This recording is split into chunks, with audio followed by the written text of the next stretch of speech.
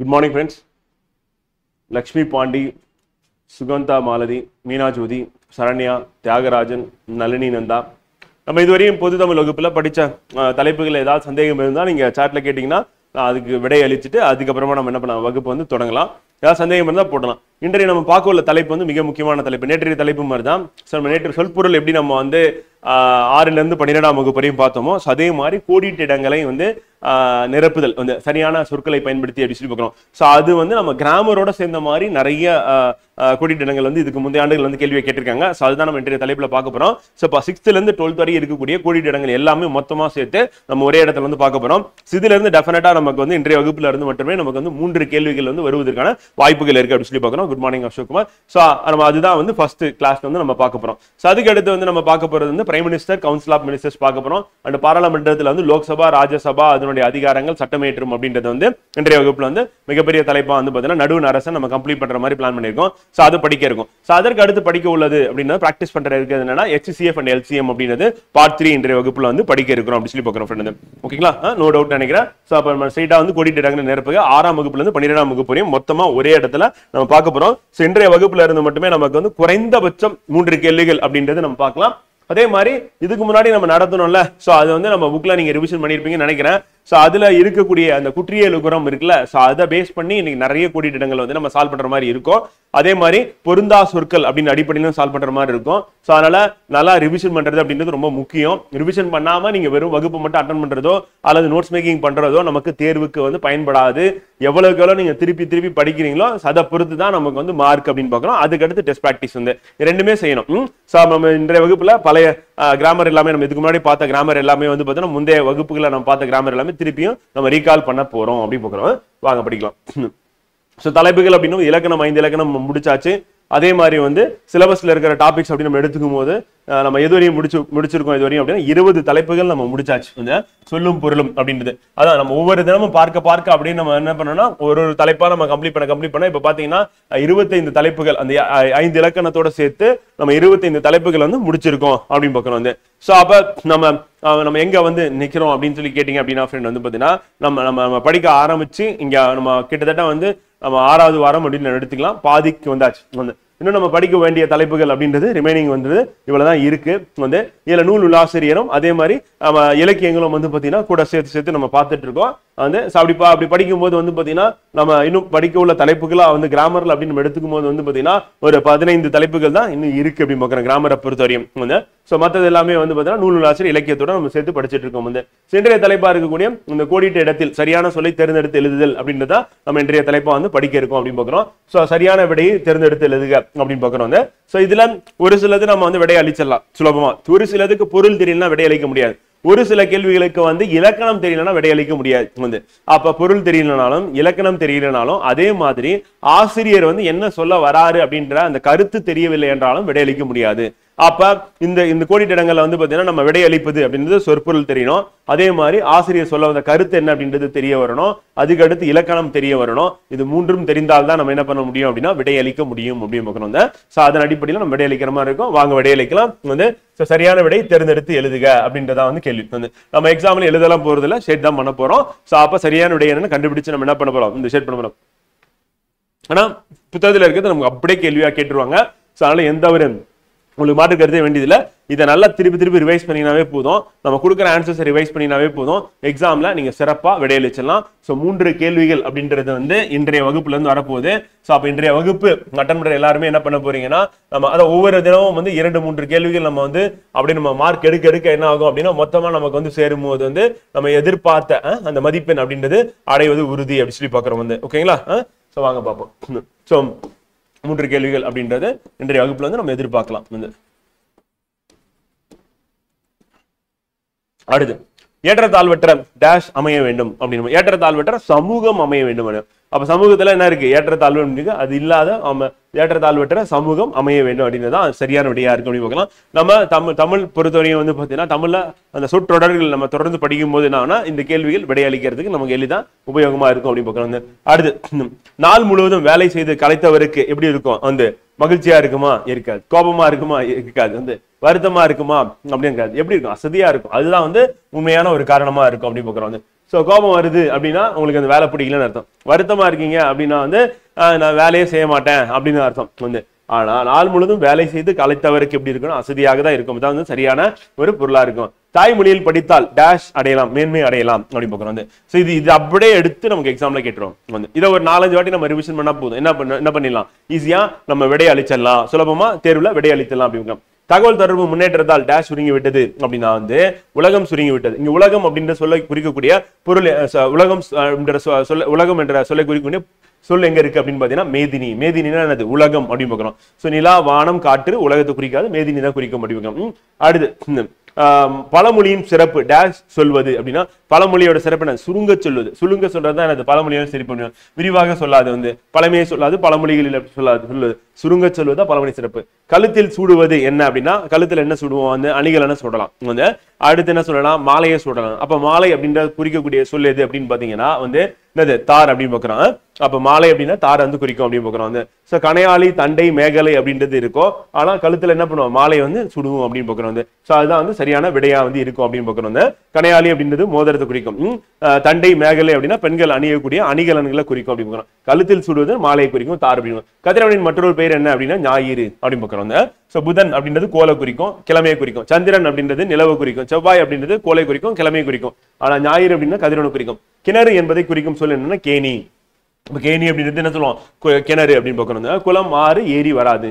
மாடங்கள் என்பதன் பொருள் மாளிகையின் என்னது, அடுக்குகளை குறிக்கும். மாடங்கள்லாம் அடுக்குகள், மாளிகையின் அடுக்குகள் தான் என்ன சொல்றோம், மாடங்கள் அப்படின்னு பார்க்கணும். சோ கூரை, சாளரம். சாளரம்னா என்னது, சன்னல் அப்படின்னு சொல்லுவோம். வாயெல்லாம் வீட்டுக்குள்ள நுழையிறது அப்படின்னு பார்க்கிறோம். அண்ட் சிட்டுக்குருவி வாழ முடியாத பகுதி எது அப்படின்னு கேட்கறாங்க. சிட்டுக்குருவி எங்க வாழாது அப்படின்னா இமயமலையில சிட்டுக்குருவி இருக்குன்னு இருக்கு. இமயமலையோட அடிவாரங்களா இருக்கலாம், அங்கெல்லாம் இருக்கு அப்படின்னு. இந்தியாவில இருக்கு, தமிழ்நாட்டில் இருக்கு, ஆனா எங்க இல்ல, துருவ பகுதியில கிடையாது அப்படின்னு. சோ பறவைகள் அப்படின்னா ஒரு சில குறிப்பிட்ட பறவைகள் மட்டும்தான் வந்து வாழும், சிட்டுக்குருவி அங்க கிடையாது இருக்கிறோம். அடுத்து மக்களுக்கு மகிழ்ச்சி தருவது எது அப்படின்னா வந்து அறிவுடைய மக்களா இருக்குது. அப்ப மக்களுக்கு மகிழ்ச்சி தரும் அறிவுடைய மக்கள். அறிவுடைய மக்கள் யார், அவங்களுடைய குழந்தைகள். அவங்க குழந்தைகள் எப்படி இருக்கணும், அறிவுடைய மக்களா இருக்கணும். யார் சொல்றாரு, வள்ளுவர் வந்து சொல்றாரு அப்படின்னு. அப்ப மக்களுக்கு மகிழ்ச்சி தருவது அறிவுடைய மக்களை வந்து அவங்க பெற்றெடுத்தல தான் குறிக்குது. ஒருவருக்கு சிறந்த அணியா எது இருக்கிறது அப்படின்னா வந்து இன்சொல் அப்படின்னு சொல்லி சொல்றோம். சங்க கால இலக்கியங்கள், அறநூல்கள் வலியுறுத்துவது என்ன அப்படின்னு பாத்தீங்கன்னா நமக்கு இன்சொல் அப்படின்னு சொல்லி சொல்றோம். அதுதான் வந்து சிறந்த அணியா வந்து இருக்கும். உடல் நோய்க்கு டேஷ் தேவை அப்படின்னா ஔடதம்னா மருந்து. நேற்று தான் பார்த்தோம். ஔடதம் தேவை அப்படின்னா மருந்து தேவை. உடல் நோய் தீர்க்க ஔடதம் மருந்து தேவை. நண்பர்களுடன் டேஷ் விளையாடு அப்படின்னா ஒருமித்து விளையாடலாம். வந்து நண்பர்கள் அப்படின்னு வந்து ஒருமித்து தான் விளையாடணும், மாறுபட்டோ தனித்தோ பகைத்தோ விளையாட முடியாது. அப்போ ஒருமித்து அப்படின்னா அவனோட ஒன்னா சேர்ந்து விளையாடுறது. மனிதன் எப்போதும் உண்மையே உரைக்கின்றான் அப்படின்னு. அப்ப மனிதன் எப்போதும் உண்மையே என்ன சொல்லணும், உண்மையை வந்து என்ன பண்ணும், உரைக்க தான் முடியும். உரைக்கின்றான் வராது. அப்ப உரைக்கின்றான் அப்படின்னா சரியான சொல்ல வந்து இருக்கும். நுட்பமாக சிந்தித்து அறிவது தான் என்ன சொல்லுவாங்க, நுட்பமாக நடந்தாவே சிந்தித்து அறிவது நுண்ணறிவா தான் இருக்கும் அப்படின்னு பார்க்கிறோம். சோ அங்க வந்து பட்டறிவு அப்படின்னு வராது, நூலறிவு வராது, அந்த சிற்றறிவு வராது. அப்ப நுட்பமாக அப்படின்னு வரும்போது சிந்தித்து அறிவது நுண்ணறிவு அறிவும். தானே இயங்கும் இயந்திரம் என்ன சொல்லணும், தானியங்கி. இது உங்களுக்கு தெரிஞ்சதுதான், ரொம்ப சிம்பிள். மாணவர்கள் நூல்களை டேஷ் கற்க வேண்டும் அப்படின்னா மாசற கற்க வேண்டும் அப்படின்னு. கற்க கசடர அப்படின்னு பார்க்கிறோம். அப்ப மாசற கற்க வேண்டும் அப்படின்னு. சோ அப்ப நம்ம வள்ளுவரும் அதுதான் வலியுறுத்துறாரு. கற்ற பின் நிற்க அதற்கு தக. அப்ப கல்வி கற்ற பின்னாடி அதன் வழியில நிற்க வேண்டும் அப்படின்னு சொல்லி வள்ளுவர் வந்து சொல்றாரு வந்து. மாணவர் பிறர் டேஷ் நடக்கக்கூடாது வந்து. மாணவர் பிறர் தூற்றும்படி நடக்கக்கூடாது. எப்படி நடந்துக்க கூடாது அப்படின்னா வந்து போற்றும்படி நடந்துக்கணும், பார்க்கும்படி வியக்கும்படி கூட நடக்கலாம். ஆனா எப்படி நடக்கக்கூடாது, தூற்றும்படி. 4 பேர் வந்து பாத்தீங்கன்னா ஐயோ மோசமான மாணவனா இருக்கா, மாணவியா இருக்கா அப்படின்னு சொல்லி சொல்லும் வகையில இருக்கக்கூடாது அப்படின்னு. சோ அப்ப மாணவர்கள் பிறர் தூற்றும்படி நடக்கக்கூடாது. இப்போ ஒரு சர்வே எடுக்கும் போது 13 to 15 வயசு இருக்கக்கூடிய மாணவர்கள், இன்றைய செய்தித்தாள்ல தான் வந்திருக்கு. சோ புகையிலை அப்படின்றது பள்ளி வகுப்புக்குள்ள வகுப்பறைக்குள்ள வந்து பாத்தீங்கன்னா ஏதோ ஒரு வகையில புகையிலை பயன்படுத்தக்கூடிய மாணவர்கள் 21% கணக்கிட்டு எடுத்திருக்காங்க ஒரு பள்ளியில மட்டும். சோ அப்ப மிகப்பெரிய ஒரு சுகாதார சீர்கேடு வந்து பாத்தீங்கன்னா அவங்களுடைய வாழ்க்கையில வந்து பாத்தீங்கன்னா கேன்சர் வந்து அவங்க உயிரிழக்கும், அதாவது அவங்க நீண்ட ஆயுள் வாழாம குறுகிய காலத்திலே வந்து இறக்கிறதுக்கான நேரிடும் அப்படின்னு பாக்குறோம். இந்த மாதிரி பாதிப்பில் ஏற்படுத்தணும் புகையிலை வந்து ஒழிக்கிறதுக்காக வந்து அந்த புகையிலை அப்படின்றது விழிப்புணர்வு கொண்டு வரதுக்காக பள்ளி கல்லூரிகளுக்கு அருகில வந்து 100 மீட்டருக்கு வந்து மஞ்சள் நிற கோடை வந்து சாலையில வந்து போட போறாங்க. அப்ப அந்த கோடு இருக்கிற தூரத்துக்கு வந்து பாத்தீங்கன்னா புகை பிடிப்பதோ புகையிலை விற்பதோ வந்து பாத்தீங்கன்னா தடுக்கப்படும் அப்படின்னு சொல்லி பாக்கணும். அதே நேரத்துல லைசன்ஸ் அப்படின்னு கொடுக்க போறாங்க, எந்தெந்த கடைகளை புகையிலை வந்து விற்கணும் அப்படின்னு சொல்லிட்டு. சோ அதன் மூலியமா என்ன ஆகும் அப்படின்னா அந்த கடை எங்க இருக்கு அப்படின்றது தெரிய வரும் வந்து. சோ அப்ப இந்த நடவடிக்கை எடுக்கிறது மூலியமா என்ன பண்ணா புகையிலை அப்படின்றது வந்து மாணவ மாணவிகள் வந்து பாத்தீங்கன்னா பயன்படுத்தாத வகையில தடுக்கவும் முடியும். அதே மாதிரி தேவையற்ற அடுத்த தலைமுறையினர் வந்து பார்த்தீங்கன்னா இதுக்கு அடிமையாதல் அப்படின்னு தடுக்க முடியும் அப்படின்னு. அடுத்து நாம் டேஷ் சொல்படி நடக்க வேண்டும் அப்படின்னா மூத்தோர் சொல்படி நடக்க வேண்டும் வந்து. ஸோ மூத்தோர் சொல்படி தான் நடக்கணும் அப்படின்னு தான் நாம வந்து. அடுத்து பள்ளிக்கூடம் செல்லாதவருக்கு ஆடு மேய்க்கும் சிறுவர்கள் கூறிய காரணம் என்ன? உரைநடையில் வர்றது. உரைநடையில் வர்றது நமக்கு கேள்வியா சில நேரங்களில் கேட்டுருவாங்க ஃப்ரெண்ட் வந்து. ஸோ அப்போ உரைநடையில் இருக்கக்கூடிய இதுலையும் அவங்க எந்த கருத்தை வந்து ஆசிரியர் சொல்ல வராரு அப்படின்றத நம்ம தெரிஞ்சுக்கணும். வந்து ரெண்டு பதில் வந்து பார்த்தீங்கன்னா பொருத்தமா இருக்கும். பேருந்து வசதி இல்லை, ஊரில் பள்ளிக்கூடம் இல்லை. ஊரில் பள்ளிக்கூடம் இல்லாத காரணத்தினால தான் என்ன பண்றாங்க, ஆடு மேய்க்கிறாங்க அப்படின்னு பார்க்கணும். வந்து அப்ப ஊர்ல பள்ளிக்கூடம் இருந்தா என்ன பண்ணுவாங்க, ஆடு மேய்க்கிறது விட்டு ஊருக்கு போயிடுவாங்க, அது பள்ளிக்கு போயிடுவாங்க. அப்படி பள்ளிக்கு போயிட்டு காலை உணவு இருக்கு, மதிய உணவு இருக்குன்னு என்ன பண்ணுவாங்க, கண்டிப்பா படிக்கிறதுக்கான வாய்ப்புகள் இருக்கு அப்படின்னு. மெல்லினத்திற்கு இன எழுத்து இடம்பெறாத சொல் எது அப்படின்னு கேட்கறாங்க. சோ மெல்லினத்திற்கான இன எழுத்து இடம்பெறாத சொல் எது? மஞ்சள், வந்தான், வந்து கண்ணில், தம்பி அப்படின்னு பார்க்கணும். வந்து சோ இப்ப மெல்லினத்திற்கான இன எழுத்து, மெல்லினத்திற்கான இன எழுத்து அப்படின்னும் போது வந்து மெல்லினம் அப்படின்னும் போது நம்ம என்ன சொல்லுவோம் அப்படின்னா வந்து பாத்தீங்கன்னா ஞஞன நமன அப்படின்னு வந்து. சோ அதான் வந்து பாத்தீங்கன்னா மெல்லினம் அப்படின்னு சொல்லி சொல்லுவாங்க. ஞஞன நமன அப்படின்னு சொல்லுவோம். சோ அதுல இடம்பெறாத எழுத்து அப்படின்னும் போது வந்து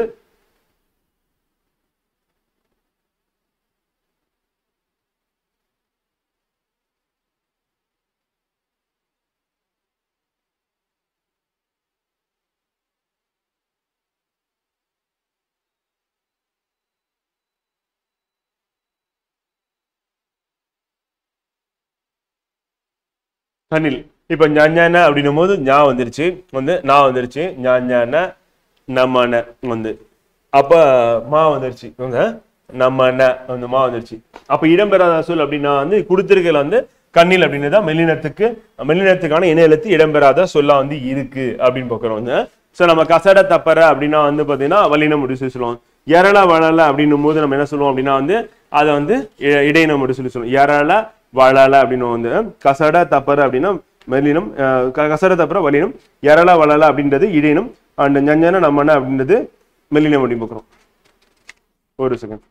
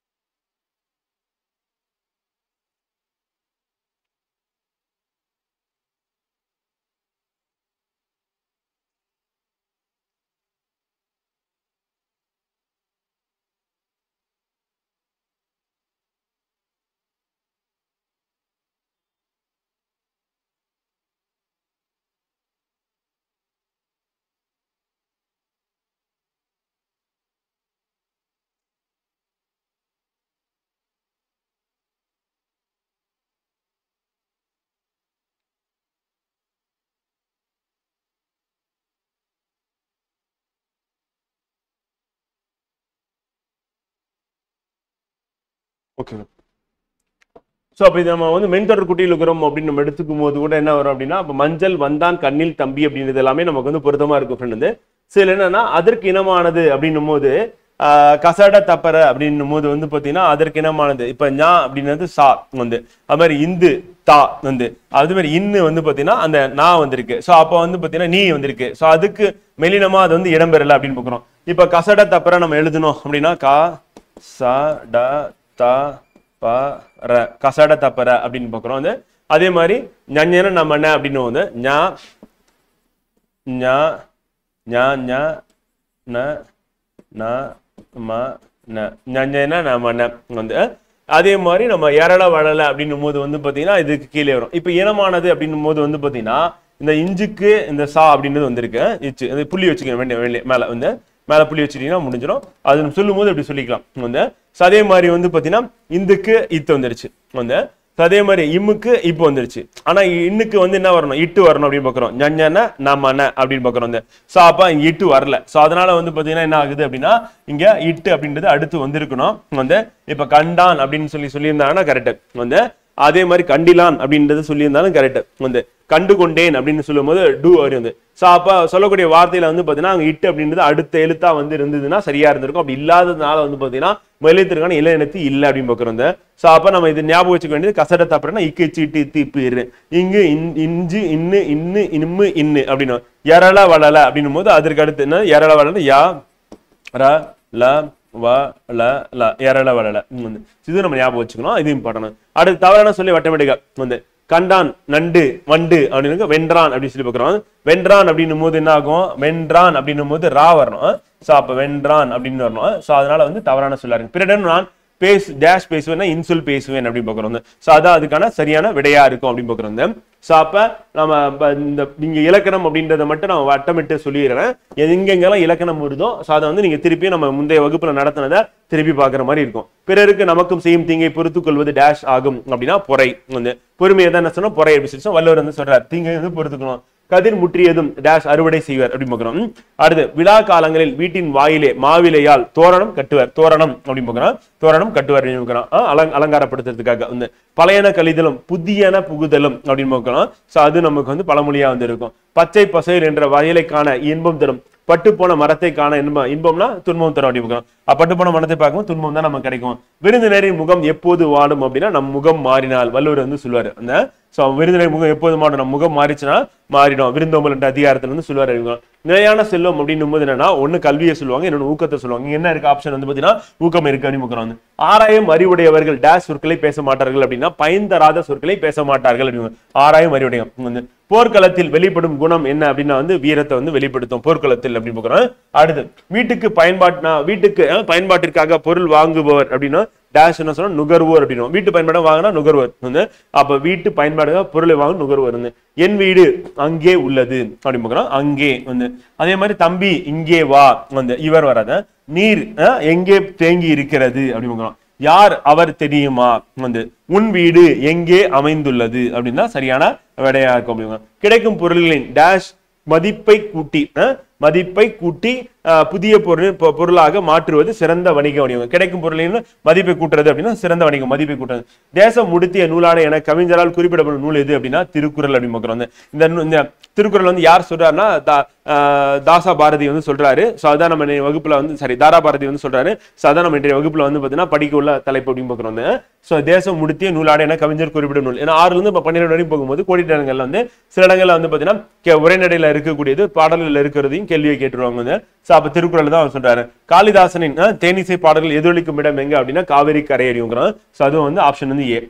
அப்ப காவிரி கரையில காளிதாசன் தேனிசை பாடல்கள் இங்க எதிரொலிக்கும் அப்படின்னு பார்க்கிறோம். அதே மாதிரி நம்மளுடைய பாடல்களுக்கு வந்து பாத்தீங்கன்னா கங்கை வந்து தாலாட்டம் அப்படின்னு சொல்லிட்டு சொல்லி பாடியிருப்பார் வந்து. அடுத்து கலைக்கூடமாக காட்சி தருவது எது அப்படின்னா சிற்பக்கூடம் வடிவகம். காந்தியடிகளின் உடை அணிவதில் மாற்றத்தை ஏற்படுத்திய ஊர் எது? மதுரை அப்படின்னு உங்களுக்கு தெரியும். ஒரு சிலது நமக்கு தெரியும் வந்து நம்ம விடை வந்து. ஒரு சிலது அந்த பாடல் நம்ம படிச்சா மட்டும்தான் அதனுடைய பொருள் தெரிஞ்சா மட்டும்தான் நம்ம விடையளிக்க முடியும். காந்தியடிகள் டேஷ் அடி நிலையில் இருந்து தமிழ் கற்க வேண்டும் உவேசா அப்படின்னு பார்க்கிறோம். வந்து உவே சாமிநாதன் தமிழ் தாத்தா அப்படின்னு பார்க்கிறோம். வந்து ஸோ அது வந்து இம்பார்ட்டன்ட் வந்து. சொல் வகையை அறிந்து பொருந்தா சொல்லை வட்டமிடுக வந்து. இப்ப படித்தால் ஐ மற்று கு அப்படின்னு பாக்குறோம் வந்து. சோ அப்ப படித்தால் அப்படின்றது என்ன அப்படின்னா வந்து பாத்தீங்கன்னா ஆல் அப்படின்னா தொழிற்பெயர் அப்படின்னு பாக்குறோம். இங்க ஐ மற்று கு அப்படின்னா வந்து பாத்தீங்கன்னா வேற்றுமை உறுப்புகள் பாக்குறோம். சோ அப்ப ஆன்சர் என்னன்னா ஏ வந்து. மதுரை கால் சித்திரை ஓடினான். மதுரை பெயர் அதாவது இடப்பெயர் வந்து பாத்தீங்கன்னா கால் வந்து சினைப்பெயர் வந்து, சித்திரை வந்து காலப்பெயர். ஓடினான் அப்படின்னும் போது என்னன்னா அது வந்து ஒரு வினையை குறிக்குது, செயலை குறிக்குதுன்னு பாக்குறோம். சோ அப்ப அது வராது அப்படின்னு பாக்குறோம், பொருந்தாது. அடுத்து சென்றால் வந்த சித்திரை நடந்தது. இப்ப வினை குறிக்கிறது பாருங்க, சென்றால்னா வினை, வந்த வினை வந்து. அதே மாதிரி நடந்து இப்ப சென்ட்ரால் அப்படின்னும் போது இதெல்லாம் எச்சமா நிக்குது. சென்ட்ரால் அப்படின்னும் போது என்னன்னா இங்க வந்து என்னன்னா சென்ட்ரால் அப்படின்னும் போது சென்ட்ரால் எதுக்கு சென்ட்ரால் எதுக்காக சென்றால் தெரியாது, அப்ப வினையச்சம் சொல்லலாம். வந்த அப்படின்ற வந்து அப்ப வந்த அப்படின்னும் போது என்னன்னா இது ஒரு பெயரச்சம், ஒரு பெயரை கொண்டுதான் இது வந்து முடியும், பெயரச்சமா இருக்கு. நடந்து அப்படின்னும் போது என்ன நடந்தது நமக்கு தெரியாது, அப்ப அது வினையை குறிக்குது, வினையச்சம் வந்து. சோ அப்ப இங்க சென்ட்ரால் அப்படின்றது வந்து பாத்தீங்கன்னா போறவங்களை வந்து குறிக்குது, சென்ட்ரால்னா செல்வதை வந்து குறிக்குது. சோ அப்ப என்னன்னா சென்ட்ரால் அப்படின்னும் போது நம்ம எச்சமா வந்து நிக்குது எதுனா சென்ட்ராலும் வந்த நடந்து அப்படின்னுது. அப்போ நம்ம முழுமை பெறாம இருக்கு வந்து. அப்போ ஒரு வினைமுற்றை கொண்டு முடியணும் அல்லது ஒரு பெயரை கொண்டு முடியணும். இப்ப வந்த பையன் அப்படின்னும் போது ஒரு பெயரை கொண்டு முடிகிற மாதிரி இருக்கு அப்படின்னு பாக்குறோம். அதே மாதிரி நடந்து அப்படின்னு என்ன நடந்தது அப்படின்னா வந்து பாத்தீங்கன்னா தெரியாது வந்து. சோ அப்ப இந்த இடத்துல எல்லாமே எச்சமா நிக்குது. ஒன்னே ஒண்ணு மட்டும் தான் என்ன இருக்குன்னா சித்திரை அப்படின்றது ஒன்று மட்டும்தான் காலப்பெயரா இருக்கு அப்படின்னு பாக்குறோம். அடுத்து மா ஐ மற்று அப்படின்னு பாக்குறோம். இப்ப மா ஐ மற்று அப்படின்னும் போது இந்த மா அப்படின்றது என்னன்னா மாமரத்தை குறிக்குது அப்படின்னு பாக்குறோம். அப்ப ஒரு ஒரு பொருட்பெயரா வந்து இருக்கு அப்படின்னு பாக்குறோம் வந்து. அதே வந்து பாத்தீங்கன்னா ஐ மற்று அப்படின்றது நமக்கு எதுக்கு வரும் அப்படின்னா வந்து பாத்தீங்கன்னா இது வந்து அப்படின்னா உண்மை தொகையா வந்து இருக்கும் அப்படின்னு பாக்குறோம். ஐ அப்படின்றது வந்து நமக்கு வந்து வேற்றுமை உருவா இருக்கும். சோ அப்ப இது எல்லாமே வந்து பாத்தீங்கன்னா எதை குறிக்கணும், இலக்கணத்துல வரக்கூடிய சொற்களா வந்து இருக்கு அப்படின்னு பாக்குறோம். இது மட்டும் தான் பொறுப்பெயரை வந்து குறிக்குது. பரிசு பெறும்போது நம் மனநிலை டேஷ் ஆக இருக்கணும், மகிழ்ச்சியாக இருக்கும் அப்படின்னு பாக்குறோம். பரிசு பெறும்போது வாழ்வில் உயர கடினமாக டேஷ் வேண்டும்னா உழைக்க வேண்டும் அப்படின்னு பாக்குறோம். அடுத்து இடுகுறி பெயரை வட்டமிடுக வந்து. இப்ப பறவையின் ஏன் பேர் வந்துச்சு அப்படின்னா வந்து பாத்தீங்கன்னா பறத்தலால் அதுக்கு வந்து பறவையின் பேர் வச்சாங்க வந்து.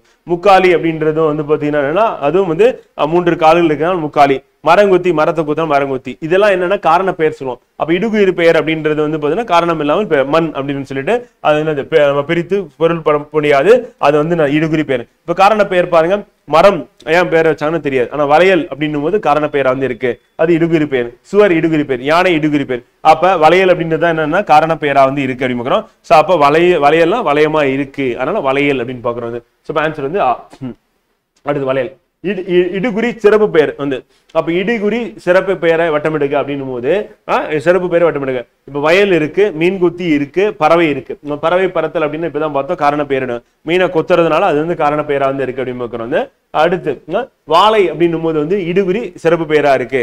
இப்ப வாழை மரம் அப்படின்றது வந்து பாத்தீங்கன்னா என்னன்னா வந்து மரம் அப்படின்றது நமக்கு வந்து இடுகுறி பெயரா இருக்கும். வாழை மரம் அப்படின்றது இடுகுறி சிறப்பு பெயரா இருக்கு அப்படின்னு பாக்குறோம். அப்ப வாழை மரத்தை வந்து குறிக்கிறது அப்படின்னு பாக்குறோம். அடுத்து ஏழைகளுக்கு உதவி செய்வது அப்படின்றது என்ன சொல்லணும், ஈகை அப்படின்னு வள்ளுவர் சொல்ல. மற்ற எல்லாம் என்னது குறி எதிர்ப்பு அப்படின்னா எதிர்பார்த்து செய்யறது, அதெல்லாம் வந்து ஈகையா அமையாது அப்படின்னு வள்ளுவர் சொல்றார். பிற உயிர்களின் டேஷ் கண்டு வருந்துவதே அறிவின் பயனாகும் அப்படின்னா துன்பத்தை கண்டு, பிற உயிரின் துன்பத்தை கண்டு வருந்துவது அறிவின் பயனாகும். உள்ளத்தில் டேஷ் இல்லாமல் இருப்பதே சிறந்த அறமாகும் அப்படின்னா உள்ளத்தில் குற்றம் இல்லாமல் இருப்பதுதான் சிறந்த அறமாகும் அப்படின்னு. அண்ட் புத்தரின் வரலாற்றை கூறும் நூல் என்ன அப்படின்னா ஆசிய ஜோதி அப்படிங்கிறோம். புத்தரின் வரலாற்றை கூறும் நூல் ஆசிய ஜோதி இம்பார்ட்டன். இது தெரிஞ்சிருக்கும், ஜென்ரலாகவே உங்களுக்கு தெரிஞ்சிருக்கும். நேர்மையான வாழ்வை வாழ்பவர் அப்படின்னா வந்து எல்லா உயிரிழத்தும் இரக்கம் கொண்டவர் அப்படின்னு பார்க்கிறோம். அப்ப நேர்மையான வாழ்வு வாழ்ற எல்லா உயிரினும் இரக்கம் கொண்டவராக தான் இருப்பார் அப்படின்னு சொல்லி பார்க்கிறோம். ஒருவர் செய்யக்கூடாதது என்னன்னா தீவினை. எல்லா உயிர்களிடத்தும் அன்பு செலுத்துதல் அப்படின்னா மனித நேயம் அப்படி பார்க்கிறோம். எல்லா உயிரிடத்தும் அன்பு செலுத்தினா மனித நேயம் வந்து. தம் பொருளை கவர்ந்தவரிடமும் டேஷ் காட்டியவர் வள்ளலார் அப்படின்னா தம் பொருளை கவர்ந்தவரிடம் எப்படி இருப்பாரு, அன்பு காட்டியவர் வள்ளலார் அப்படிங்கிறோம். அப்ப தன்னிடம் பொருளை கவர்ந்தவர்கிட்ட என்ன பண்ணாரு, அன்பு தான் காட்டியிருக்காரு, வெறுப்பு கோபத்தை காமிக்கல. அன்னை தெரசாவிற்கு டேஷுக்கான நோபல் பரிசு கிடைத்ததுன்னா அமைதிக்கான நோபல் பரிசு கிடைத்தது அப்படிங்கிறோம். ஆப்ஷன் வந்து அடுத்து கைலாஷ் சத்தியமூர்த்தி தொடங்கிய இயக்கம் என்னன்னா குழந்தைகளை பாதுகாப்போம் சொல்றாங்க. இவருக்கு அமைதிக்கான நோபல் பரிசு வந்து கிடைச்சது அறிவிக்கிறோம். பகைவரை வெற்றி கொண்டவரை பாடும் இலக்கியம் என்னன்னா பரணி அப்படின்னு பார்க்கிறோம். அப்ப வெற்றி பெற்ற அரசன் மீது பாடப்படுவது பரணி அப்படின்னு பார்க்கிறோம். அடுத்து வானில் டேஷ் கூட்டம் திரண்டால் மழை பொழியும் அப்படின்னா மேகம் தான். மேகத்துக்கு இன்னும் மற்றொரு பெயர் என்னன்னா முகில் அப்படின்னு பார்க்கிறோம். சோ அப்ப வானில் முகில் கூட்டம் திரண்டால் மழை பொழியும். மொழியின் முதல் நிலை பேசுதல் டேஷ் கேட்டல் ஆகியனவாகும். மொழியின் முதல் நிலை பேசுதல் கேட்டல் வந்து. அப்ப மொழியின் முதல் நிலையா எது இருக்கு அப்படின்னா பேசுதல் கேட்டல் வந்து இருக்கு அப்படின்னு பாக்குறோம். ஒளியின் வரி வடிவம் டேஷ் ஆகும், எழுத்து வடிவம். மொழியின் வரி வடிவம்னா எழுத்து. தமிழின் கிளை மொழிகளில் ஒன்று எது அப்படின்னா தெலுங்கு அப்படின்னு பாக்குறோம். ஏன்னா உருது அப்படின்னு வராது, இந்தியும் வராது, ஆங்கிலமும் வராது. தமிழின் கிளை மொழிகளில் ஒன்று தெலுங்கு, கன்னடம், மலையாளம் அப்படி பாக்குறோம். முக்கியமான மொழிகளா இருக்கு. பேச்சு மொழியை டேஷ் வழக்கு என்று கூறுவார்னா உலக வழக்கு, பேச்சு மொழியை உலக வழக்கு என்று கூறுவார். அடுத்து இங்கே நமக்கு வந்து என்ன வரும் அப்படின்னா இலக்கணம் வரும். இலக்கணம் வர்றதை மட்டும் நான் வட்டமிட்டு காமிச்சிடறேன்.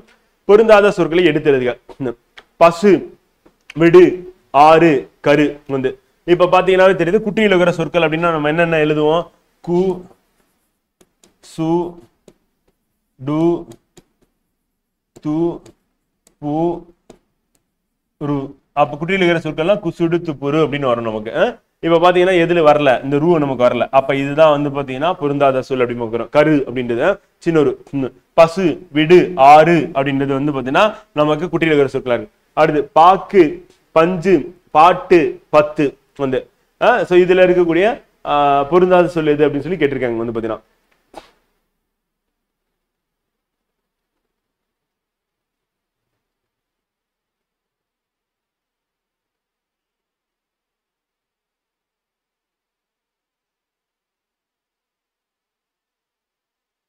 பார்க்கும்போது பஞ்சு அப்படின்னு வருது. காரணம் என்ன அப்படின்னா இது பாத்தீங்கன்னா பாக்கு அப்படின்னும் போது இந்த கூக்கு முன்னாடி இக்கு இருக்கு, டூ அப்படின்றது இருக்கு, டூக்கு முன்னாடி இட்டு இருக்கு, அதே மாதிரி தூக்கு முன்னாடி இத்து இருக்கு. அப்ப அந்த குட்டியில் இருக்கிற சொற்கள் அதுக்கு முன்னாடி இருக்கிற சொற்கள் எடுத்து பார்க்கும்போது வந்து கசட தப்பற அப்படின்னு சொல்லி வன் தொடர் குட்டியில் இருக்கிறமா இருக்கு. க ச ட த ப ர வந்து அப்ப இக்கு, இச்சு, இட்டு, இத்து, இப்பு, இரு.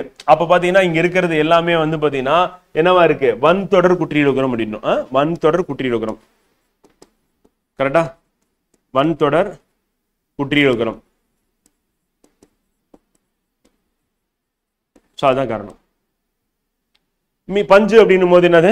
இஞ்சு அப்படின்றது என்ன சொன்னா நமன அப்படின்னா மெல்லினம், மென் தொடர் குற்றியலுகரம். அப்ப இது மட்டும் தான் மென் தொடர், மத்த எல்லாமே வன் தொடரா இருக்கு அப்படின்னு பார்க்கிறோம் வந்து. அப்ப மென் தொடரா இருக்கிறது எது அப்படின்னா இது வந்து மென் தொடர் ஒண்ணு.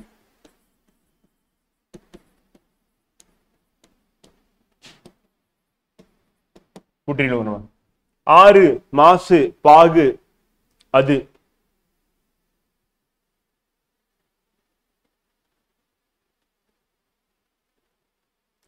இப்ப ஆறு ஆ அப்படின்னும் போது என்னது? நெடில். மா அப்படின்னும் போது நெடில், பா அப்படின்னும் போது நெடில். அப்ப இது எல்லாமே நெடிலா இருக்கு, இது மட்டும் என்ன இருக்கு? ஆ அப்படின்றது குறிலா இருக்கு. அப்ப இது எல்லாமே அனைத்துமே வந்து பாத்தீங்கன்னா நெடில் தொடர் குற்றியலுகரமா இருக்கு. புரியுதா? நெடில் தொடர் குற்றியலுகரம்.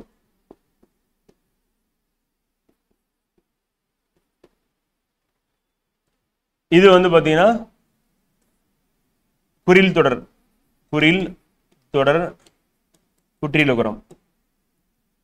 அடுத்து அதனால அது அப்படின்றது பொருந்தாது. அரசு, எய்து, மூழ்கு, மார்பு வந்து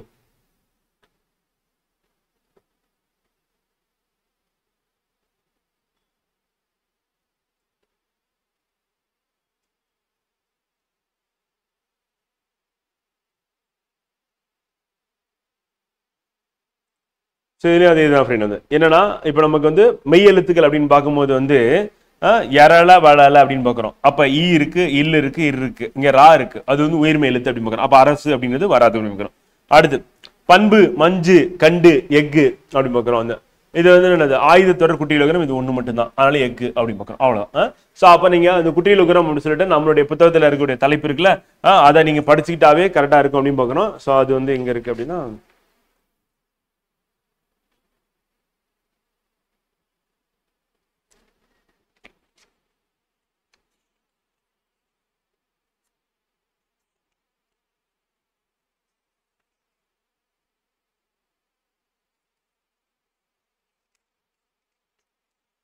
முதல் சாப்டரே நம்ம அதில் தான் வருது ஃப்ரெண்ட். முதல் சாப்டர்ல நம்ம பேஜ் நம்பர் வந்து 3 எடுத்துட்டாவே இதுக்கான விளக்கம் இருக்கும். நெடில் தொடர் போய் பாருங்க, அப்படியே இது கொடுத்துருப்பாங்க. ஆயுத தொடர் பாருங்க, கொடுத்துருப்பாங்க. அடுத்து உயிர் தொடர் அப்படின்றது கொடுத்துருப்பாங்க. உயிர் தொடர் அடிப்படையில நம்ம பிரிச்சுக்கலாம். வந்து அப்ப ஆரம்பிக்கும்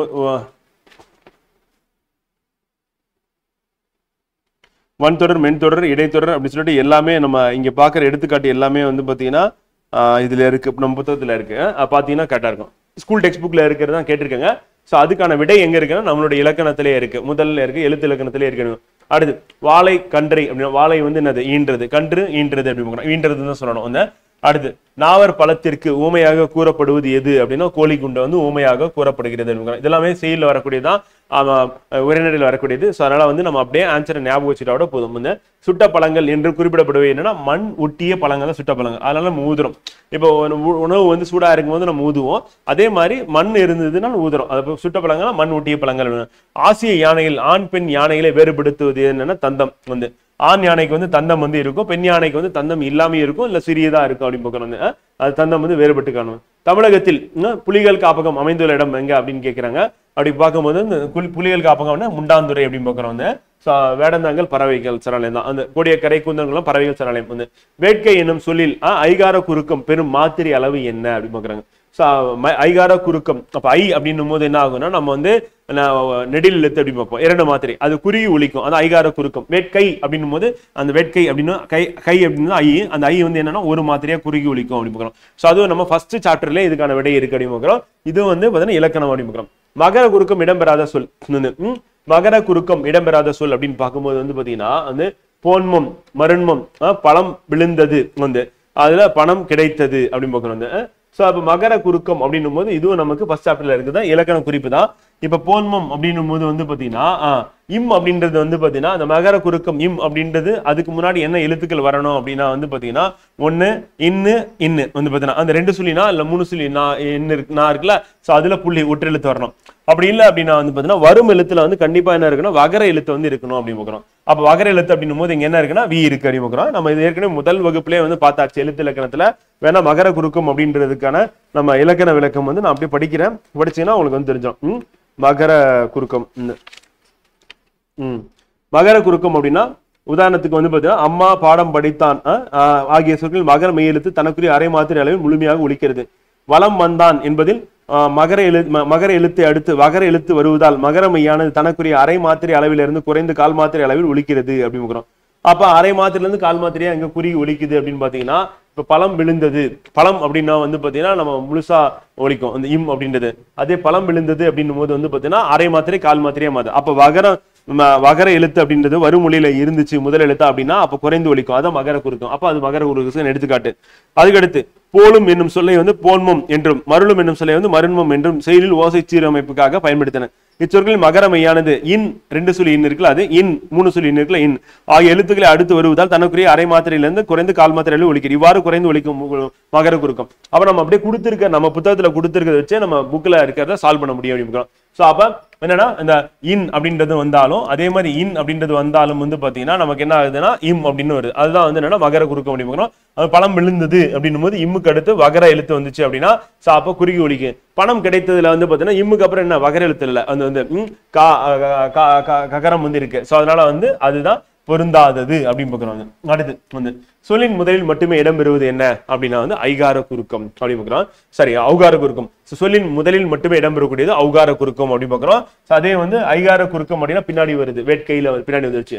மகர குறுக்கம் அப்படின்றது அதுவும் பின்னாடி தான் வருது. அந்த ஆயுத குறுக்கம் நடுவுல தான் வரும். அப்ப ஐகார குறுக்கம் அப்படின்னு எடுத்துக்கும் போது ஔகார குறுக்கம் அப்படின்னு எடுத்துக்கும் போது வந்து அது எப்படி வருதுன்னா சொல்லின் முதல்ல மட்டும் வரும் அப்படின்னு. ஔகார குறுக்கம் பத்தி வேற என்ன கொடுத்துருங்க, என ஔகார எழுத்து தனித்தோர் விடங்கள் தனக்குரிய 2 மாத்திரை அளவில் முழுமையாக ஒலிக்கிறது. ஔவையார் ஒவ்வால் என சொற்களில் முதலில் வரும்போது தனக்குரிய 2 மாத்திரை அளவிலிருந்து குறைந்து 1.5 மாத்திரை அளவில் ஒலிக்கிறது. இவ்வாறு குறைந்து ஒலிக்கும் ஔகார குறுக்கம் எனப்படும். இது எங்க வரும்னா சொல்லின் முதலில் மட்டும்தான் வரும். நம்ம அப்படியே பாக்ஸ் போட்டே கொடுத்துருக்கோம். வந்து ஔவையார் 1.5 மாத்திரையில இருக்கு, இடையிலும் இறுதியும் வராது அப்படின்னு சொல்லிட்டு நம்ம கிராஸ் பண்ணிருக்கோம். அப்ப ஔகார குறுக்கம் அப்படின்னா முதல்ல மட்டும் தான் வரும், இடையிலும் இறுதியும் வராதுன்னு பார்க்கணும். ஐகார குறுக்கம் எங்க வரும்னு நம்ம போட்டு காமிச்சிட்டோம். முதல் இடை இறுதின்னு சொல்லிட்டு 3 இடங்களிலும் வரும் அப்படின்னு சொல்லிட்டு நம்ம போட்டு காமிச்சிருக்கோம். புத்தகத்துல நம்ம ஃப்ளோ சார்ட்டா போட்டு காமிச்சிருக்கோம். சோ அடுத்து இதுவும் வந்து நம்ம கிராமர் தான். வந்து வாய்மை எனப்படுவதுன்னா தீங்கு தராத சொற்களை பேசு. அப்ப வாய்மையா இருக்கிறது அப்படின்னா என்னது, தீங்கு தராத சொற்களை பேசு.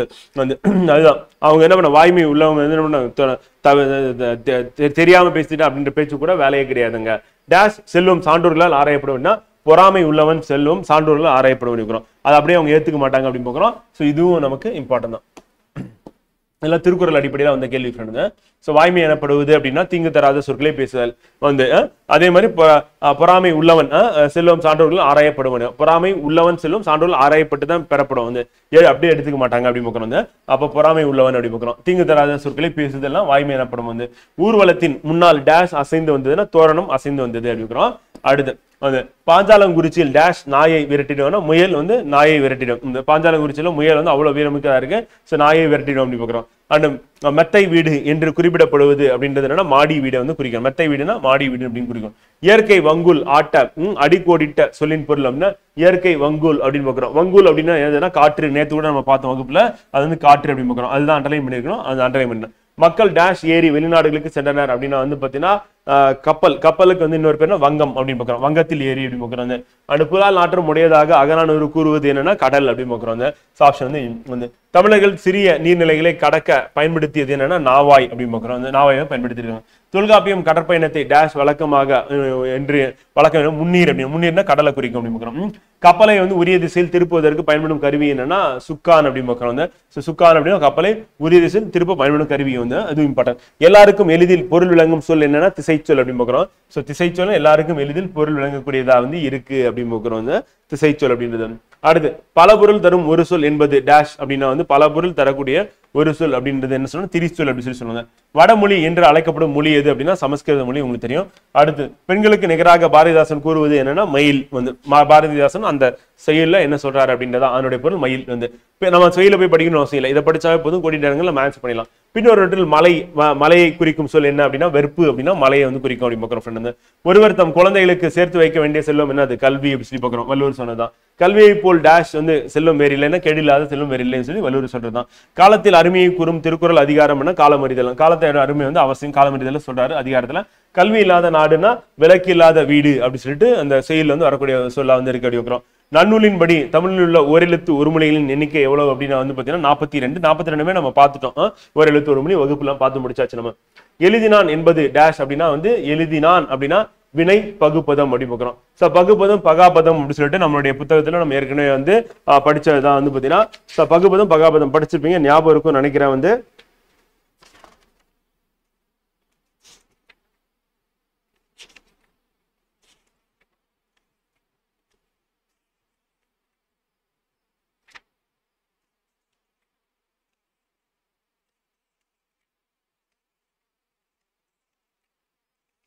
பதிமூணாவது சாப்டரா வந்து இருக்கு ஃப்ரெண்ட். வந்து 13ல இருக்கு, பேஜ் நம்பர் வந்து 33ல இருக்கு. அப்ப இதுல கேட்கறது வந்து பாத்தீங்கன்னா எழுதினான் வினை பகுபதம். பகுபதமாக அமையும் வினைச்சொல் தான் வினை பகுபதம். அப்ப வினைச்சொல் தான் என்ன சொல்றோம் அப்படின்னா பிரிக்க முடிஞ்சது அப்படின்னா அது வந்து வினை பகுபதம் அப்படி சொல்றோம். இப்ப உண்கின்றான் அப்படின்னு நம்ம கொடுத்துருக்கோம். உன் குடல் கின்று குடல் ஆண் அப்படின்னு பார்க்கணும். அதுதான் வந்து வினை பகுபதம் முடிச்சு பார்க்கணும். அப்ப வினைச்சொல் தான் வந்து பாத்தீங்கன்னா பிரிக்க முடிஞ்சது அப்படின்னா அது வந்து வினை பகுபதம் அப்படின்னு சொல்றோம். ஸோ அதான் வினை பகுபதம் அப்படின்னு பாக்குறோம்.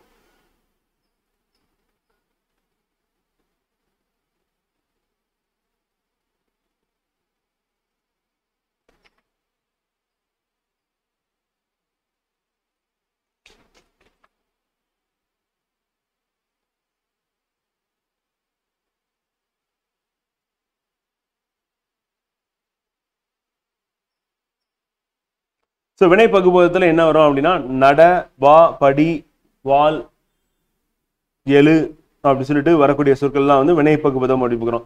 ஸோ அப்போ எழுதினான் அப்படின்னும் போது நமக்கு என்ன வரும் அப்படின்னா வந்து அது வந்து வினை பகுபதம் அப்படி பார்க்குறோம். பிரிக்க முடியும் அப்படின்னு எழுது கூட்டல் இத்து கூட்டல் ஆன் அப்படின்னு எழுதினான் அப்படி நம்ம பிரிக்கலாம். ஸோ அப்படி பிரிச்சோம்னா வினை பகுபதமாக வந்து இருக்கும் அப்படி பார்க்குறோம். இது வந்து இலக்கணம் தான். அந்த பெயர் பகுபதம் அப்படின்னும் போது வந்து டேஷ் வகைப்படும். எத்தனை வகைப்படும்னா பெயர் பகுபதம் 6 வகைப்படும். அதுலேயே இன்னொரு கேள்வி வந்து கேட்டிருக்காங்க வந்து.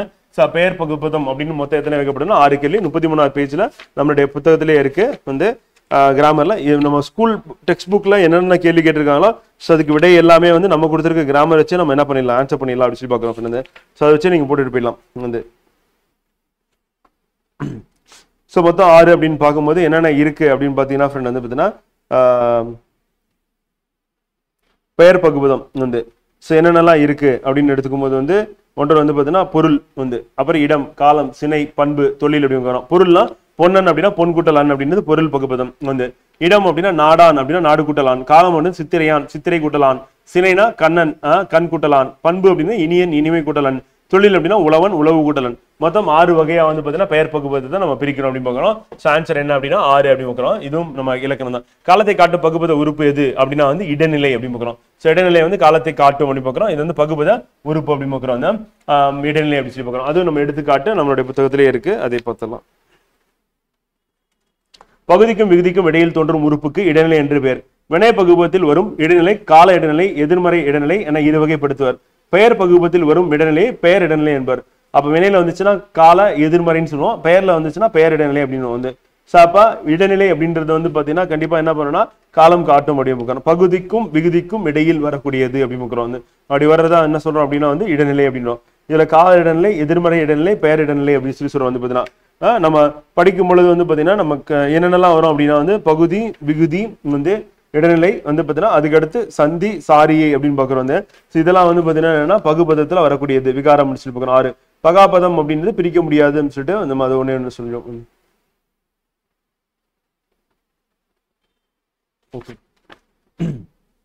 அடுத்து காலத்தை காட்டும் பகுபத உறுப்பு அப்படின்னா இடைநிலை அப்படின்னு பாக்குறோம் வந்து. சோ அது நமக்கு கிராமர் தான். மயிலும் மானும் மானத்திற்கு டேஷ் வனப்பு அழகு தருகின்றன அப்படி பாக்கலாம். வனப்புனா அழகு அப்படின்னு நம்ம தான் பார்த்தோம் வந்து. அன்னை தான் பெற்ற டேஷ் சிரிப்பில் மகிழ்ச்சி அடைகிறார் அப்படின்னா மழலையின். தான் பெற்ற அப்படின்னா பெற்ற என்ன வரும், பெற்றனா குழந்தை தான், குழந்தைனா மழலை வந்து மழலையின் சிரிப்பில் வந்து. அடுத்து மிளகாய் வட்டலின் வந்து நெடி தும்மலை வரவழைக்கும். வற்றல் நெடி தான் என்ன நம்ம தும்பல் ஏற்படுத்தும். பொருந்தாத ஓசை உடைய சொல் என்ன அப்படின்னா திரும்புகையில் வந்து. அதுதான் வந்து பார்த்தீங்கன்னா பொருந்தாத ஓசை உடைய சொல் அப்படின்னு வந்து. பாய்கையால் மேன்மையால் அடிக்கையால்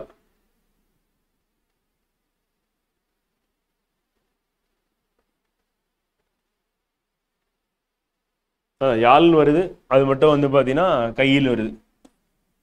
திரும்புகையால் அப்படின்னு வந்துருச்சுன்னா கரெக்ட். ஸோ அதனால வந்து நமக்கு பொருந்தாத ஓசை. குகை ஓவியங்களில் வண்ணம் தீட்டப்பட்ட பயன்பட்ட பொருளில் ஒன்று என்ன அப்படின்னா வந்து கரிக்கோல் வந்து. குகை ஓவியங்கள்ல என்ன யூஸ் பண்ண கரிக்கோல் வந்து பயன்படுத்தியிருக்காங்க அப்படின்னு பார்க்குறோம் வண்ணம் தீட்டுவதற்கு வந்து. பின்னவற்றில் விகுதி பெற்ற தொழிற்பெயர் என்ன அப்படின்னா படித்தல் வந்து. விகுதி பெற்றது அப்படின்னும் போது படித்தல் வந்து. ஸோ இதுல வந்து வினையை தான் குறிக்கும். எழுது பாடு நடி அப்படின்னா வந்து வினையை குறிக்கக்கூடியது. அதே தொழில் பெயரா வந்து இருக்குன்னா தல் அல் அப்படின்னு வந்துச்சுனாவே நம்ம என்ன சொல்லுவோம்னா தொழிற்பெயர் அப்படின்னு சொல்லி சொல்லுவோம். ஸோ அதனால வந்து படித்தல். பின்னொரு முதல்நிலை தெரிந்த தொழிற்பெயர் என்னப்பா அப்படின்னா வந்து முதல்நிலை தெரிந்த தொழிற்பெயரா வந்து என்ன இருக்கு அப்படின்னா வந்து ஊரு அப்படின்னு பார்க்குறோம் வந்து. முதல்நிலை தெரிந்த தொழிற்பெயர் வந்து நடு விழு எழுதல் அப்படின்னு பார்க்குறோம் வந்து.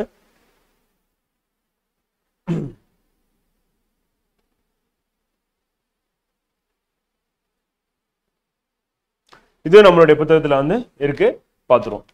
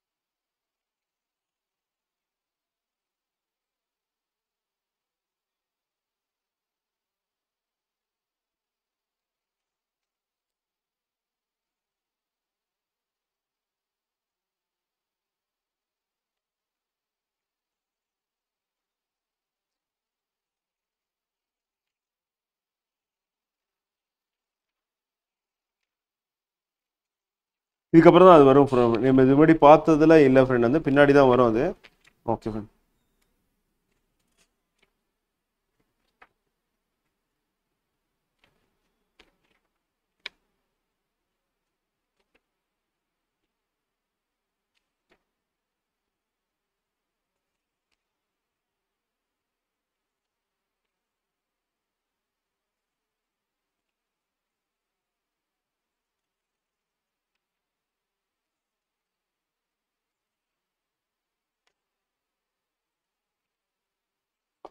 ஒரு நிமிஷம்.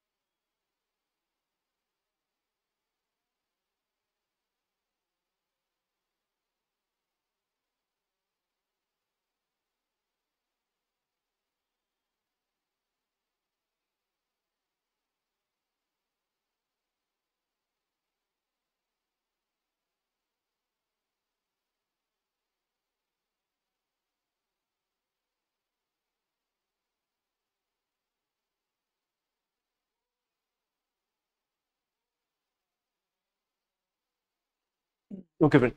ஸோ பின்னோட்டத்தில் முதலிலை தெரிந்த தொழிற்பெயர்ல வந்து ஊறு அப்படின்றது வந்து பார்த்தீங்கன்னா என்ன எதை குறிக்குது அப்படின்னா வந்து ஊறுதல் அப்படின்றத குறிக்குது வந்து. ஸோ இந்த இடத்துல என்ன ஆகுது அப்படின்னா வந்து வந்து உரு அப்படின்றதும் ஊறு அப்படின்னும் ஊறுதல் அப்படின்றத வந்து குறிக்குது. அந்த ஊறுதல் அப்படின்னும் போது என்னன்னா தொழிற்பெயர். அப்போ முதல்நிலை திரிந்த தொழிற்பெயரா வந்து இது வந்து மாறுது அப்படின்னு பார்க்குறோம் வந்து. ஸோ அப்போ ஒரு வினை முற்று தான் வந்து என்னவா மாறும் அப்படின்னா முதல்நிலை திரிந்த தொழிற்பெயரா வந்து மாறும் அப்படின்னு பார்க்குறோம். அப்போ வினை முற்று அப்படின்னும் போது என்ன ஆகுனா வினை முற்று வந்து திரிந்து நமக்கு தொழிற்பெயரா வந்து மாறணும் அப்படின்னா அப்ப ஊரு அப்படின்னும் போது வந்து பாத்தீங்கன்னா எதை அந்த உரு அப்படின்றது வந்து பாத்தீங்கன்னா ஊறுதல் அப்படின்றது வந்து மாறுது. அப்ப ஊறுதல் அப்படின்றது என்ன ஆகுது அப்படின்னா வந்து நமக்கு இங்க தொழிற்பெயரா இருக்கு. அந்த ஊரு அப்படின்றது எதை குறிக்குதுன்னா முதல்நிலை தெரிந்த தொழிற்பெயரா வந்து குறிக்குது அப்படின்னு பார்க்கிறோம் வந்து. இங்க நடு விழு எழுதல் அப்படின்னு பார்க்கும்போது இது மூணுமே என்னன்னா நடு அப்படின்னா வந்து செயலை குறிக்குது. நடுதல் நடுதல் சொல்லிட்டு விழுதல் வந்து பாத்தீங்கன்னா எழு அப்படின்னா எழுதல் வந்து. சோ அப்ப இங்க நம்ம சொல்லும் போது வந்து எல்லாமே என்னன்னா வினையை குறிக்குது அப்படின்னு பார்க்கிறோம். சோ அப்ப அந்த வினையை குறிக்கக்கூடிய சொற்களா வந்து எது இருக்கு அப்படின்னா நடு விழு எழு அப்படின்னு பார்க்கிறோம். சோ முதல்நிலை தெரிந்த தொழிற்பெயரா எதை குறிப்பிடுறோம் அப்படின்னா இந்த ஊறுதல் அப்படின்றத குறிப்பிடக்கூடிய அந்த ஊரு அப்படின்னு பார்க்கிறோம். சோ அப்ப ஊரு அப்படின்றது ஊறுதல் அதை குறிக்கும். ஊறுதல் அப்படின்றது என்ன அப்படின்னா வந்து தொழிற்பெயரை குறிக்கும். முதல்நிலை தெரிந்த தொழிற்பெயரா இருக்கு. நான் திருப்பி இதை மட்டும் நான் எக்ஸ்பிளைன் பண்றேன். நம்ம புத்தகத்துல எங்க இருக்குன்னு பார்த்து நான் உங்களுக்கு சொல்றேன். அடுத்து டேஷ் தீமை உண்டாகும் அப்படின்னா வந்து செய்யத்தகுந்த செயல்களை செய்யாமல் இருப்பதால் நமக்கு என்ன உண்டாகும்னா தீமை உண்டாகும் அப்படி பார்க்கிறோம். அப்ப செய்யத்தகுந்த செயல்களை செய்யாம இருப்பதால் இது யாரும் சொல்றேன்னா வள்ளுவர் தான் சொல்றாரு அப்படி பார்க்கிறோம். செய்ய வேண்டியதை செய்யணும், செய்யாம இருக்கிறத வந்து பாத்தீங்கன்னா செய்யாம இருக்கணும் அப்படின்னு சொல்லி வள்ளுவர் வந்து சொல்றாரு வந்து. அடுத்து தன் குடியை சிறந்த குடியாக செய்ய வேண்டியதை செய்யாம இருக்கிறதுனாலையும் செய்யக்கூடாது செய்வதனாலும் என்ன ஆகும் அப்படின்னா தீமை ஏற்படும். வள்ளுவர் இங்க சொல்லியிருப்பார். தன் குடியை சிறந்த குடியாக செய்ய விரும்புவோரிடம் டேஷ் இருக்கக்கூடாது, சோம்பல் இருக்கக்கூடாது. இதுவும் வள்ளுவர் தான் சொல்றாரு. மரம் வளர்த்தால் டேஷ் பெறலாம். மலை மலை என்னது மாறி அப்படின்னு பார்க்கிறோம். மாறி அப்படின்னா மலையை குறிக்கும் அப்படின்னு பார்க்கிறோம். உழவர் சேற்று வயலில் டேஷ் வந்து பார்த்தீங்கன்னா நடுவர் அப்படின்னா நாட்டு நடுவர். அப்ப உழவர் சேற்று வயலில் டேஷ் நாட்டு நடுவர். வயலில் விளைந்து முற்றிய நெற்பயிர்களை டேஷ் செய்வர் அப்படின்னா அறுவடை செய்வர் முகம். திருநெல்வேலி டேஷ் மன்னர்களோடு தொடர்புடையதுன்னா பாண்டிய மன்னர்களோடு தொடர்புடையது முகம். அண்ட் இளங்கோவடிகள் டேஷ் மலைக்கு புதிய மலைக்கு முதன்மை கொடுத்தார். இதெல்லாம் ஃபேக்ட் ஃப்ரெண்ட் அப்படியே நம்ம எடுத்துக்க வேண்டியதான். நம்ம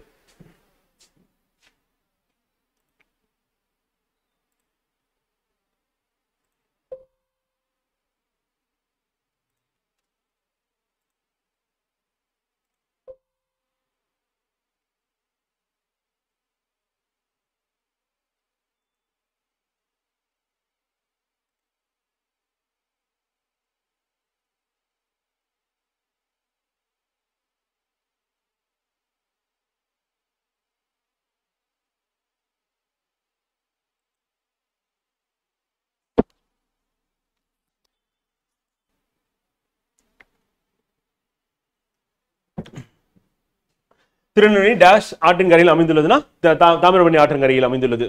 சோ அது அதுக்கான விடை அப்படி வைக்கிறோம். அதற்கடுத்து காந்தியடிகள் எப்போதும் டேஷ் பேசினார் அப்படின்னா வந்து வாய்மை பேசினார், உண்மையை பேசுவார். அதனால வாய்மை பேசினார்.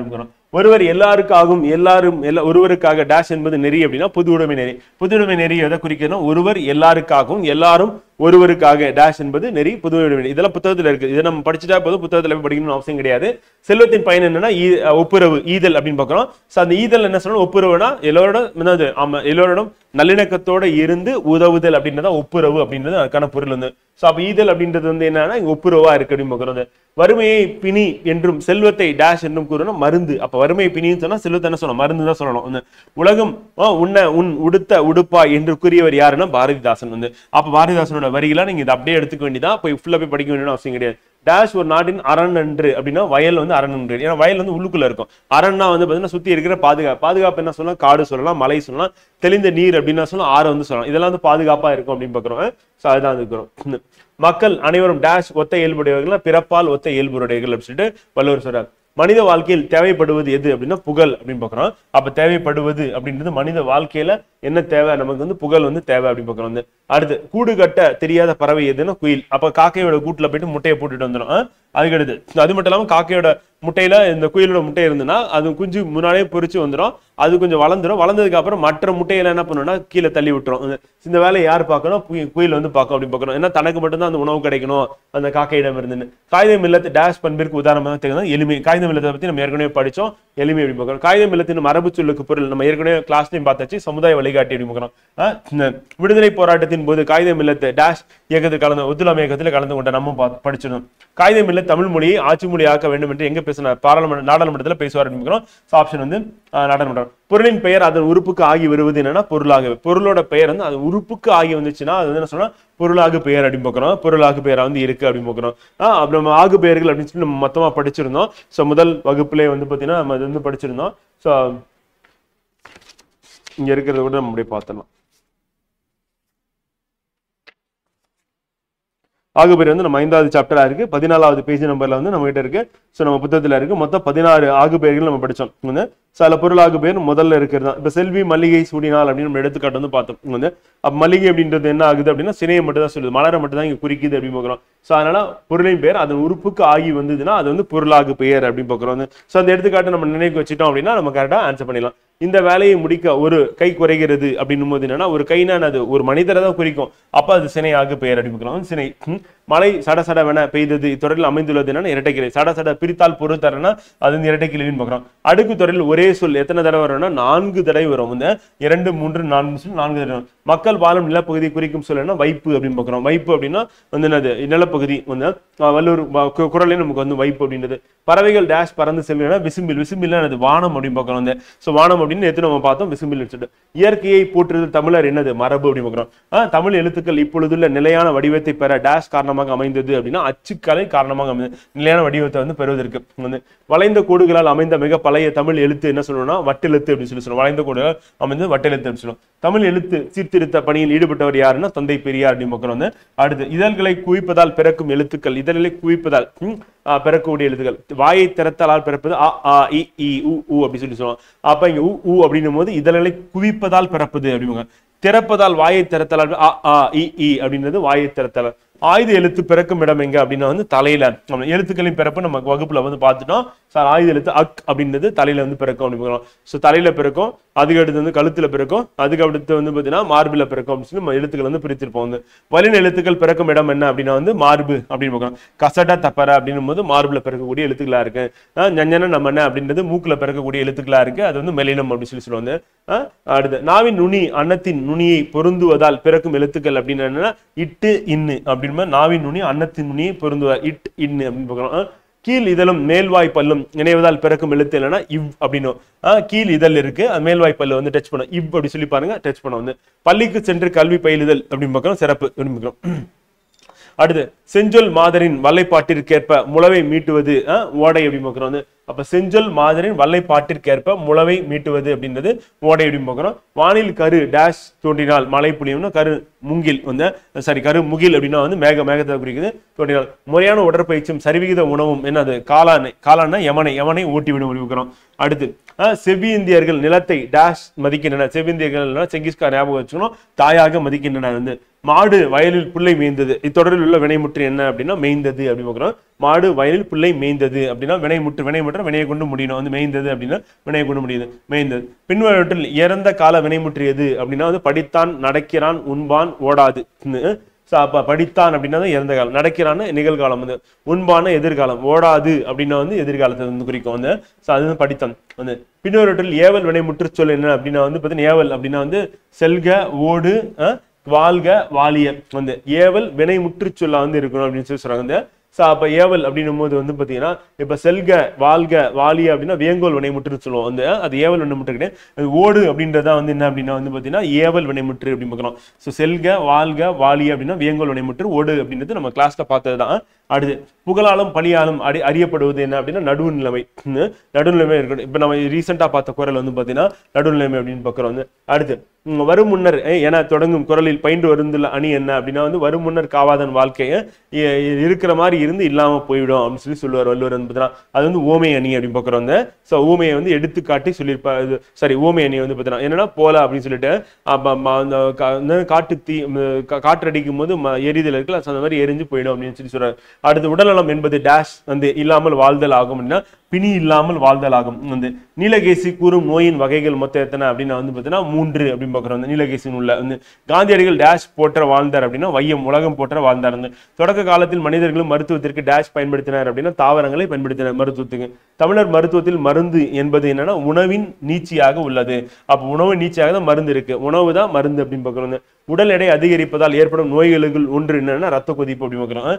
ரத்த கொதிப்பு, பிளட் பிரஷர்னு உடல் எடை அதிகம். சமையல் அறையில் செலவிடும் நேரம் அப்படின்றது நல்வாழ்வுக்காக செலவிடும் நேரமாக முற்று பெறாமல் எஞ்சின் இருக்கும் சொல் என்னன்னா எச்சம் அப்படின்னு பார்க்குறோம். முற்று பெறாமல் வினைமுற்று கொண்டு முடியும் அல்லது பெயரை கொண்டு முடியுது அப்படின்னா அதான் பெயரெச்சம் வினையச்சம் அப்படின்னு பார்க்குறோம். கீழ்காலம் சொற்களில் பெயரெச்சம் அப்படின்னு எடுத்துக்கிட்டோம் அப்படின்னா படித்து, எழுதி, வந்து, பார்த்த அப்படின்னு முடிச்சுன்னா பெயரெச்சம் அப்படின்னு ஞாபகம் வச்சுக்கோங்க சொல்லி அந்த வகுப்புலையும். அதுதான் அது குறிப்பு வினையச்சம் அப்படின்னு காலத்தை வெளிப்படையாக காட்டாது. அப்ப குறிப்பு வினையச்சமா இருந்தால் பெயரெச்சமான காலத்தை வெளிப்படையாக காட்டாது. கற்றவருக்கும் அழகு தருவது என்ன அப்படின்னா வந்து பாத்தீங்கன்னா கல்வி. கற்றவருக்கு அழகு தருவது கல்வியா வந்து இருக்கு. என் நண்பர் பெரும் புலவராக இருந்த போதும் டேஷ் இன்றி வாழ்ந்தார் அப்படின்னா அகம்பாவம் இல்லாமல் வாழ்ந்தார் அப்படின்னு. அறியாமை நீக்கி அறிவை விளக்குவது எதுனா கல்வி அப்படின்னு. கல்வி பயிற்சிக்குரிய பருவம் அப்படின்னா இளமை பருவம் தான். இன்றைய கல்வி டேஷ் நுழைவதற்கு கருவியாக தொழில் நுழைவதற்கு கருவியாக கொல்லப்படுகிறது. பெயர் சொல்லின் பொருளை வேறுபடுத்துவது எது அப்படின்னா வேற்றுமை ஆகும். அப்ப பெயர் சொல்லின் பொருளை வேறுபடுத்துவதுதான் எது இருக்குன்னா வேற்றுமை இருக்கிறவங்க. 8ஆம் வேற்றுமை அப்படின்னு என்ன சொல்லுவோம், வெளி வேற்றுமைன்னு சொல்லுவோம். இது நம்ம வகுப்புல எல்லாமே வகுப்புல பார்த்ததுதான். உடல்நிகழ்ச்சி பொருளில் டேஷ் அப்படின்னா 3ஆம் வேற்றுமை வரும். உடல்நிகழ்ச்சி பொருள் 3ஆம் வேற்றுமை வரும். அறத்தான் வருவது இன்பம், இத்தொடரில் வந்து டேஷ் வேற்றுமை பயந்து வருது அப்படின்னா 3ஆம் வேற்றுமை பயந்து அறத்தால் அப்படின்னு பார்க்கிறோம். ஆள் அப்படின்னா 3ஆம் வேற்றுமை. ஐ ஆள் கூயின் அது கண் அப்படின்னு பார்க்கிறோம். ஆள் அப்படின்னா 3ஆம் வேற்றுமை வந்து. மலர் பானையை வந்து வணைந்தால் அப்படின்னா மலர் வந்து பானையை வணைந்தால் இத்தொடருக்கு டேஷ் பண்ணல ஆக்கல் பானையை வணைந்தாலும் உருவாக்குறது பானையை. காட்டிலிருந்து வந்த என்னது யானைகள் தான் வேளங்கள் அப்படின்னா யானை வந்து எடுத்து அதனுடைய பொருள் வந்து கரும்பை தின்றன. பசியால் வாடும் டேஷ் வந்து அளந்தவருக்கு அப்படின்னா வறுமையில் இருக்கிறவங்கன்னு அர்த்தம். அவங்களுக்கு உணவளித்தல் நமது கடமை வந்து. நம்மை இகழ்வாரை பொறுத்து கொள்ள வேண்டும் வள்ளுவர் வந்து சொல்றாரு வந்து. மறைபொருளை காத்தல் அப்படின்றது வந்து பார்த்தீங்கன்னா நிறை எனப்படும் வந்து. மறைபொருளை காத்தல் நிறை வள்ளுவர் சொல்லக்கூடியதான். பழந்தமிழ் இலக்கியங்களை பாதுகாத்து வைத்தவை அப்படின்னா வந்து பனை ஓலைகள் அப்படின்னு பார்க்கிறோம். பாதுகாத்து அதெல்லாம் எழுதுறாங்க அப்படின்னு பார்க்கிறோம். பானை டேஷ் ஒரு சிறந்த கலையாகணும் வனைதல் அப்படின்னு பார்க்கிறோம். அந்த மலர் வனைதல் அப்படின்னு அது பானை வனைதல் பார்க்கிறோம். அதுதான் சொற்களுக்கு இடையே வேற்றுமை உருவு மறைந்து வருவதுன்னு வேற்றுமை தொகை அப்படின்னு சொல்லி சொல்லுவாங்க. வேற்றுமை தொகை அப்படின்னா மறைந்து வந்துச்சுன்னா வேற்றுமை தொகை அப்படின்னு பார்க்கிறோம் வந்து. அடுத்து செம்மரம் என்னும் சொல் வந்து பார்த்தீங்கன்னா டேஷ் அப்படின்னா செம்மரம் செம்மை மரம், செம்மைனா பண்பு குறிக்குது வந்து.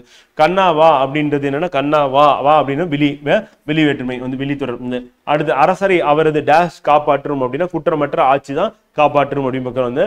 அப்ப செங்கோல் தழுவிய குற்றமற்ற ஆட்சி அப்படின்னு சொல்லி சொன்னா ஆனா குற்றமற்ற ஆட்சி தான் அவர் வந்து காப்பாற்றுறோம் வந்து. சொல்வளமும் நற்பண்பும் உடையவர்கள் தாம் பேசும் டேஷ் தகுதி அறிந்து பேச வேண்டும், அவையின் தகுதி அறிந்து பேச வேண்டும் அப்படின்னு பார்க்கிறோம் வந்து. தோட்டத்தில் தம்பி ஊன்றிய டேஷ் எல்லாம் முளைத்தன அப்படின்னா வந்து வித்துக்கள் அப்படின்னு பார்க்கிறோம். அது எல்லாம் முளைத்தன அப்படின்னு பார்க்கிறோம் விதைகள். என் நண்பன் செய்த தொழிலில் அவனுக்கு டேஷ் பெருகிற்று அப்படின்னா வாரி பெருகிட்டு வந்து நண்பன் செய்த தொழில் அவனுக்கு வாரி பெருகிட்டு அப்படின்னு பார்க்குறோம். ஸோ வாரி. அடுத்து கனத்த மலைக்கு என்னும் சொல்லின் பொருள் என்னன்னா பெருமலை அப்படின்னு பார்க்குறோம். வந்து வந்து வன்புகழ் மூவர் தன் பொழில் வரைப்பு என்று குறிப்பிடப்படும் நூல் எதுன்னா தொல்காப்பியம். வந்து சில இம்பார்ட்டன் வந்து கேட்டுருவாங்க. அடுத்து சேரர்களின் தலைநகரம் அப்படின்னா வஞ்சி அப்படின்னு பார்க்குறோம்.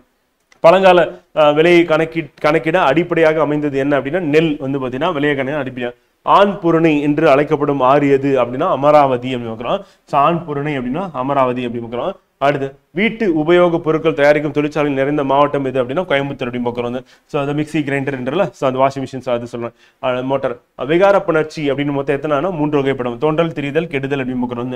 பால் ஆடை சொல்லுக்குரிய புணர்ச்சியான இயல்பு புணர்ச்சி தான். பால் கூட்டல் ஆடை தான் எள்ளு ஆவும் சேர்ந்து பாலாடையாக மாறுது.